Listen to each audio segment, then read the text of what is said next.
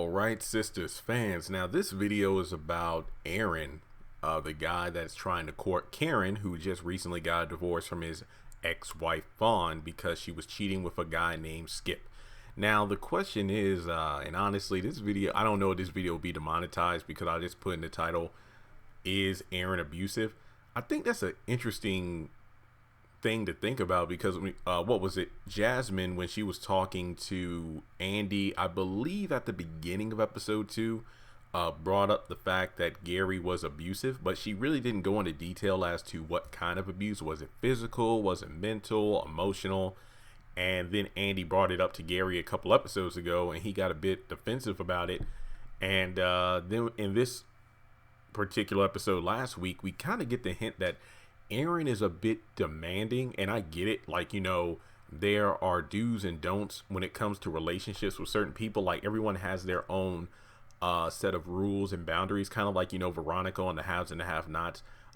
Despite the fact that she clearly doesn't abide by the 2 rules she put on David before they were married. What was it? Don't cheat on me and don't put your hands on me. And obviously she did both to David multiple times before he ever did.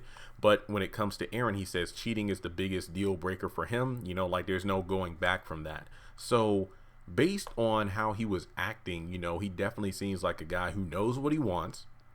But at the same time, once you break his trust, there's no going back on that. So for example, let's say him and Karen actually start going out, but then he finds out that Zach and Karen have hung out once or twice, and that's probably a wrap on them for good. But just based off of Fawn's demeanor, she definitely seems to be, and I don't want to say this term negatively, like I think that Aaron is the domineering force of the relationship, so to speak. You know, obviously being the man, that doesn't mean necessarily, well, typically, depending on, you know, I know it's 2019, so a lot of, what's the phrase I'm looking for? Social expectations have heavily shifted, such as, you know, there are more males now who are stay at home as opposed to women who are the breadwinners, because that's how society works nowadays. And that's completely understandable. Things change. But let me just air quote here. Typically, you know, the man is the one who's kind of the leading force in the relationship. That's not to say that they aren't partners, but you see what I'm saying here. And I know that this is a bit of a, dude, you're talking in circles. That's because I'm trying to, it's almost like I'm walking on eggshells because I really don't know how to define the relationship since we've only seen these 2 together for like 2 episodes. We just know that Fawn seems to be panicking, and apparently she feels really bad about cheating. I believe Aaron said this was multiple times, but at the same time, she wants to make things work and she's panicking. And we know that she's been going to therapy, but we don't know exactly for what. But looking at how things are going in terms of how Andy kept asking if she's being forced to sign the documents, but Aaron was pushing for it because this is what he wanted. But I think Fawn willingly signed the documents because she was under the impression that if I sign the documents and we get a divorce, that means we spend time together to work on us. And I believe she said, like, what, give us 6 months to see if I can work it out. And if not, I'll bring him over to you and that'll be the end of that.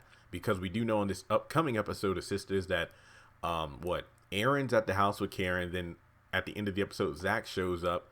But then at some point, I think when Aaron leaves, Fawn just pops up out of nowhere. So that's going to be interesting to say the least. So I really feel like when it comes down to it, Fawn is the one who doesn't want to lose what she obviously lost.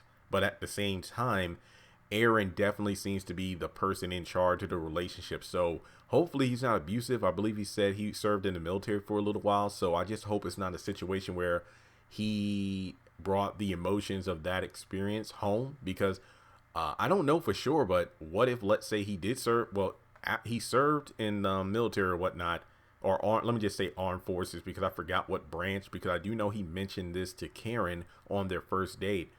I don't know if he got married before or after that, because imagine if, let's say, he and Fawn were having a great marriage, they had their kids and everything, he served, came back, and then he was a different person, and then Fawn just wanted to be with someone else. Maybe she cheated during his tour of service, or maybe after the fact, and Fawn was a bit depressed because she felt lonely in their marriage because Aaron wasn't the same guy that she met / married.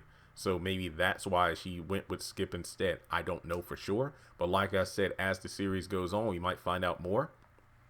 But I hope he's not abusive because, again, I really don't want to see that kind of dynamic. But if this show is covering 4 women from 4 walks of life and how they interact with relationships, and to be completely honest, well, abuse is something that happens, not just men and women, but men to the woman, but vice versa. Or, you know, one partner just being abusive to the other in general. Let me just say that because there are so many different combinations of relationships now that you just never know when it comes to, stereotypes would say this person is the abusive one, but sometimes it's not.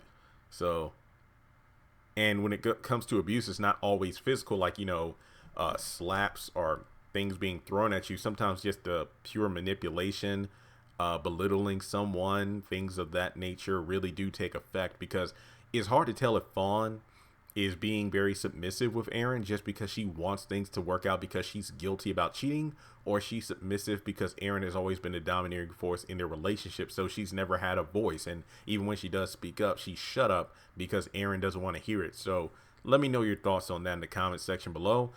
Do you think that Karen is just getting into a situation like Andy? The only difference is, number one, the divorce is happening. Number two, she really wasn't messing around with a married man. They had a couple of conversations. They went on a date, and he assured her that the divorce would happen. And number three, well, I guess you could say it's kind of interesting because Jasmine has a private eye trying to follow Gary to find out who the mistress is, whereas Karen has Aaron and Fawn popping up at her job and at her house unannounced. So that's going to be pretty creepy. So let me know your thoughts in the comment section below. Make sure you hit the subscribe button. We are less than 1,500 people away from 100,000 subscribers. And check out Sisters. It comes on Wednesday nights at 10 p.m. I also uploaded my episode review from last week, as well as a video going over my thoughts on the series so far on my channel. So make sure you check those out, and I'll talk to y'all soon.